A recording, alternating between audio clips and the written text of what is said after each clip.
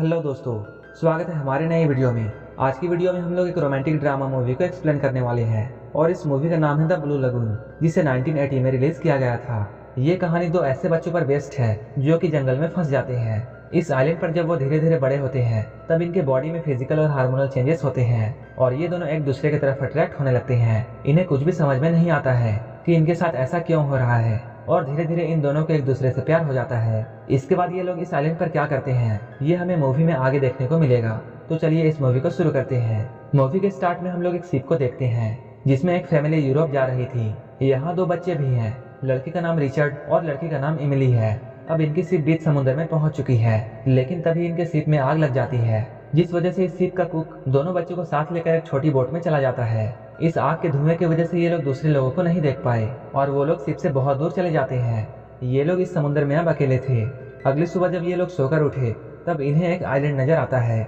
ये लोग उस आइलैंड को देखकर बहुत खुश होते हैं। इसके बाद वो लोग इस आइलैंड पर जाते हैं जहाँ इन्हें पीने के लिए पानी और खाने के लिए बहुत सारे फल मिलते हैं। तभी पैडी को एक कैन मिलता है जहाँ शराब होती है, लेकिन वहीं रिचर्ड को एक इंसानी खोपड़ी मिलती है। इसका मतलब ये है कि इस आइलैंड में और भी इंसान आ चुके हैं। ये सब देखकर पैडी थोड़ा डरता है और अब वो इन बच्चों को यहाँ से लेकर जाने की सोचता है। एक बार जब इमली लाल रंग की बेरीज देखती है तब उन्हें खाने लगती है। तभी पैडी वहाँ आ जाता है और उसे इन बीन्स को खाने से रोकता है। वो इन बच्चों से ये कहता है ये पौधे बहुत जहरीले हैं और इसे खाने से इनकी मौत भी हो सकती है। धीरे धीरे पैडी रिचर्ड को मछली पकड़ना और घर बनाना सिखाता है, क्योंकि अगर इन लोगों को यहाँ रहना है तब इन लोगों को यहाँ जीना सीखना होगा। एक बार जब रात में पैडी शराब पी रहा होता है तब उसे आइलैंड की दूसरी ओर से कुछ आवाजें आती हैं। अगली सुबह जब पैडी वहाँ जाता है तब उसे वहाँ बहुत सारा खून दिखाई देता है। पैडी ये देखकर बहुत डर जाता है और भागकर वो बच्चों के पास जाता है और वो बच्चों को ये समझाता है कि कभी भी आइलैंड की दूसरी ओर मत जाना। अगली रात को पैडी शराब पीकर बच्चों के साथ बहुत मस्ती करता है, लेकिन जब इन बच्चों की आंख खुलती है तब ये लोग देखते हैं पैडी शराब लेकर आइलैंड की दूसरी तरफ जा रहा है। सुबह में जब एमिली और रिचर्ड पैडी को देखते हैं तब ये लोग उसके पास जाते हैं। उसके पास जाकर ये लोग उसे उठाते हैं, लेकिन अब पैडी मर चुका है। ये देखकर बच्चे बहुत डर जाते हैं और वापस से आइलैंड आ जाते हैं। अब ये दोनों काफी अकेले पड़ चुके हैं और इन्हें अब ये आइलैंड अच्छा नहीं लगता है, इसलिए ये लोग इसे छोड़कर पास वाले आइलैंड पर चले जाते हैं जहाँ वो पैडी की सिखाई हुई बातों को याद करते हैं और अपने लिए रहने के लिए एक घर बनाते हैं और अपनी जिंदगी को गुजार कर यहाँ कई साल बिताते हैं। अब ये लोग काफी बड़े हो चुके हैं। इन दोनों ने अब यहाँ रहना सीख लिया था। ये लोग इस आइलैंड पर बहुत खुश थे क्योंकि अब ये इनका घर था। ये दोनों अब जवान हो चुके हैं और एक दूसरे की तरफ अट्रैक्ट होने लगते हैं। इस वक्त इनकी बॉडी में बहुत सारे फिजिकल चेंजेस आते हैं और यहाँ इन दोनों के अलावा कोई भी नहीं था, इसलिए ये दोनों एक दूसरे को नोटिस करते हैं। लेकिन इन दोनों की इनकी फीलिंग समझ में नहीं आ रही थी और यहाँ ऐसा कोई भी आदमी नहीं था जो कि इन्हें इसके बारे में कुछ भी बता सके।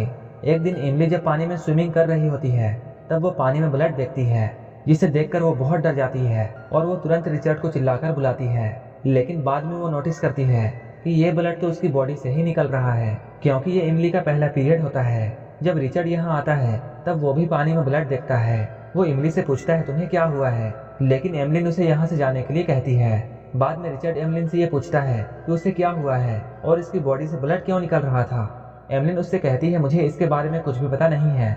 रिचर्ड को ऐसा लगता है जैसे एमलिन को चोट लगी है, इसलिए वो ब्लड वाली जगह देखना चाहता था, लेकिन एमलिन उसे कुछ भी नहीं बताती है। इसके बाद रिचर्ड बहुत गुस्सा होता है और वहाँ से चला जाता है। जैसे जैसे समय गुजरता है ये दोनों एक दूसरे की तरफ और भी अट्रैक्ट होने लगते हैं। एमलिन रिचर्ड की बॉडी को देखते रहती थी, वहीं दूसरी ओर रिचर्ड भी एमलिन को देखता रहता था। एक बार जब एमलिन घूम रही होती है तभी अचानक उसे एक मूर्ति दिखाई देती है। जब वो उस मूर्ति के पास जाती है तब उसे वहाँ खून दिखाई देता है। ये देखकर एमलिन बहुत डर जाती है और वहाँ से भागने लगती है। रिचर्ड के पास आकर वो सब कुछ बताती है। ये सुनकर रिचर्ड उसे डांटता है और उसे फिर से वहाँ नहीं जाने के लिए कहता है। एक रात जब एमिली सो रही होती है तब उसे एक सपना आता है। उस सपने में वो रिचर्ड को मरा हुआ देखती है। ये देखकर वो नींद से जाग जाती है। वो बहुत डर जाती है और रिचर्ड के गले लग जाती है। वो रिचर्ड से कहती है तुम मुझे खुद से कभी अलग मत करना। इसके बाद वो रिचर्ड को किस करती है, लेकिन रिचर्ड यहाँ अपने आप को नहीं रोक पाता है और वो एमलिन को जोर से पकड़ लेता है। रिचर्ड के ऐसा करने से एमलिन बहुत गुस्सा हो जाती है। वहीं रात में जब एमलिन सो रही होती है तब रिचर्ड उसके पास आता है और उसे टच करने लगता है, लेकिन तभी एमलिन जाग जाती है और उसे डांट कर वहाँ से भगा देती है। रिचर्ड एमलिन की तरफ बहुत अट्रैक्ट हो रहा था, लेकिन एमलिन उसकी फीलिंग नहीं समझ रही थी। इसके बाद एक दिन एमलिन रिचर्ड को देखती है। वहाँ रिचर्ड अकेले बैठकर कुछ कर रहा होता है, लेकिन वो अकेले बैठकर ऐसा क्या कर रहा था ये बात एमलिन को समझ में नहीं आती है, इसलिए वो उसे आवाज लगाती है। एमलिन की आवाज सुनकर रिचर्ड को बहुत गुस्सा आता है। एक दिन रिचर्ड समुद्र में एक शिप देखता है। उस शिप को देखकर तुरंत वो अपने घर की तरफ भागने लगता है, क्योंकि इन्होंने दूसरों को सिग्नल देने के लिए लकड़ियां इकट्ठा कर रखी थी। उस शिप को एमलिन भी देखती है, लेकिन उसने जानबूझकर शिप को कोई भी सिग्नल नहीं दिया। रिचर्ड उसे ऐसा ना करने की रीजन पूछता है, लेकिन वो रिचर्ड को अच्छे से जवाब नहीं देती है। लेकिन असली बात यह थी कि एमलिन को यहाँ बहुत अच्छा लगता है और अब वो इस जगह को छोड़कर नहीं जाना चाहती है। लेकिन रिचर्ड को ये जगह पसंद नहीं है और वो इंसानों की दुनिया में जाना चाहता है। इसलिए वो यहाँ से जाने की कोशिश करता है और अपने लिए एक बोट बनाता है। लेकिन थोड़ी ही दूर जाने के बाद उसकी नाव टूट जाती है। इसके बाद वो वापस आ जाता है। यहाँ एमलिन उसका मजाक उड़ाती है और वो उससे ये भी कहती है, मुझे ये बात अच्छी तरह पता है कि तुम उस दिन अकेले बैठकर क्या कर रहे थे। रिचर्ड ये बात सुनकर उससे कहता है, तुम मुझे छुपकर देखती हो, तुम बहुत गलत करती हो। तब एमलिन उससे कहती है, तुम भी तो मुझे छुपकर देखते हो जब मैं बिना कपड़ों के होती हूँ। इस बात को लेकर इन दोनों के बीच में लड़ाई हो जाती है। घर के अंदर जाकर रिचर्ड एमलिन का सारा सामान बाहर फेंक देता है और अब एमलिन को एक छोटी सी गुफा में रहना पड़ता है। जब एमलिन पानी में घूम रही होती है तब उसका पैर एक जहरीली मछली के ऊपर आ जाता है, जिस वजह से वो बहुत बीमार पड़ जाती है। रिचर्ड ने एमलिन को बहुत दिनों से नहीं देखा है, इसलिए वो उसे देखने के लिए उसके पास जाता है। वो उससे पूछता है, तुम्हें क्या हुआ है। एमलिन उसे बताती है, मेरा पैर एक जहरीली मछली के ऊपर आ गया था। एमलिन की ऐसी हालत देखकर रिचर्ड बहुत डर जाता है। एमलिन उससे कहती है, मुझे गॉड के पास लेकर चलो।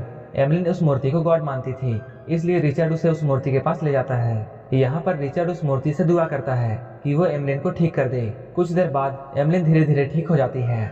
एक दिन ये दोनों साथ बैठकर फल खा रहे थे। एक दूसरे से बात करते हुए ये दोनों काफी क्लोज आ जाते हैं और एक दूसरे को किस करते हैं और यहीं पर ये दोनों इंटीमेट होते हैं। ऐसा करके ये दोनों बहुत खुश थे और अब वो दिन में कई बार रोमांस करते थे। ऐसे मौज मस्ती करते हुए ये दोनों काफी दिन गुजारते हैं। एक दिन रिचर्ड ये देखता है एमलिन की तबीयत ठीक नहीं है। रिचर्ड उसके पास जाकर पूछता है, तुम्हें क्या हुआ है। एमलिन उससे कहती है, मैं बीमार हूँ। तभी एमलिन रिचर्ड से ये बोलती है, मुझे ऐसा लगता है जैसे मेरे पेट के अंदर कुछ है। रिचर्ड एमलिन के पेट पर हाथ रखता है, तभी उसे पेट के अंदर कुछ हलचल महसूस होती है। एमलिन अब प्रेग्नेंट हो चुकी है, लेकिन इन दोनों को ये बात पता नहीं थी और ये लोग इन सब से बिल्कुल अनजान थे। एक रात रिचर्ड को कुछ आवाजें सुनाई देती हैं। इसके बाद वो भागकर वहां जाता है, जहां वो देखता है कुछ आदिवासी अपने रस्मों को पूरी कर रहे हैं और वो अपने गॉड को खुश करने के लिए एक आदमी की बलि दे रहे हैं। ये देखकर रिचर्ड बहुत डर जाता है और वहां से भागकर एमली के पास आता है, लेकिन रास्ते में ही उसे एमलिन की चीखें सुनाई देती हैं। इसके बाद एमलिन रिचर्ड की मदद से एक बच्चे को जन्म देती है। इस बच्चे को देखकर ये दोनों बहुत खुश होते हैं, लेकिन वो बच्चा बहुत रो रहा था। रिचर्ड को ऐसा लगता है जैसे ये बच्चा बहुत भूखा है, इसलिए वो इसे पानी पिलाता है। इतना छोटा बच्चा ना ही कुछ खा सकता था और ना ही कुछ पी सकता था और इसके बारे में इन दोनों के पास कोई भी नॉलेज नहीं था। तभी एवलिन उस बच्चे को अपना दूध पिलाती है और वो बच्चा बिल्कुल शांत हो जाता है। ये दोनों बच्चे के साथ अब बहुत खुश थे और दोनों बच्चे से बहुत प्यार करते थे।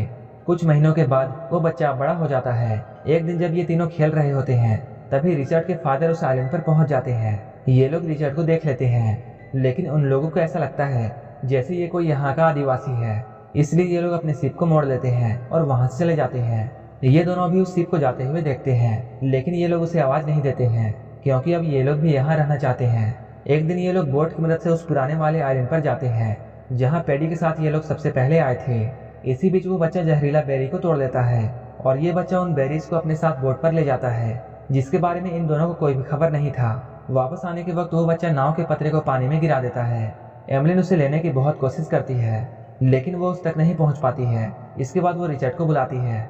रिचर्ड दौड़ता हुआ आता है और पानी में कूद जाता है और नाव की तरफ बढ़ने लगता है, लेकिन तभी ये लोग देखते हैं रिचर्ड के पीछे एक शार्क लगी हुई है। रिचर्ड को बचाने के लिए एमलिन दूसरी पतवार की शार्क की तरफ फेंकती है। उस पतवार के जरिए वो रिचर्ड को बचा लेती है, लेकिन अब बिना उस पतवार के इनकी बोट समुद्र के बीच की तरफ जाने लगती है और ये लोग इस आइलैंड से बहुत दूर जा रहे थे।